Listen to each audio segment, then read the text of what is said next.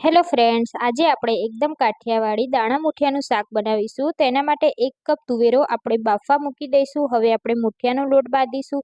તો અડધા કપ જેટલી મેથી, અડધા કપ જેટલા ધાણા, એમાં આપણે 1 કપ જેટલો ઘઉંનો લોટ, સોજી, ચણાનો લોટ, કોથમીર, મરચાં, આદુ, લસણની પેસ્ટ, તેલ એડ કરી થોડું પાણી લઈ મુઠિયાનો લોટ બાંધી લઈશું. અને આ રીતની ગોળી વાળી અને મુઠિયાને રેડી કરી લઈશું. હવે આપણે તેલમાં તેને ફ્રાય કરી લઈશું. તો આ રીતના મુઠિયાને આપણે તળી લઈશું. હવે આપણે શાકનો વઘાર કરીશું. તો એના માટે 2 ચમચી તેલ, એમાં રાઈ, જીરું અને આદુ, લસણ અને મરચાંની પેસ્ટ એડ કરી દઈશું. ડુંગળી અને લીલું લસણ એડ કરી દઈશું. ટામેટા એડ કરી સોતે કરી લઈશું. મસાલામાં મરચું, હળદર અને ગરમ મસાલો એડ કરી સોતે કરી લઈશું.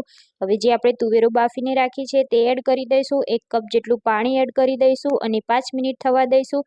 પછી આપણે મુઠિયા તળીને રાખ્યા છે તે એડ કરી દઈશું અને ફરી 5 મિનિટ થવા દઈશું.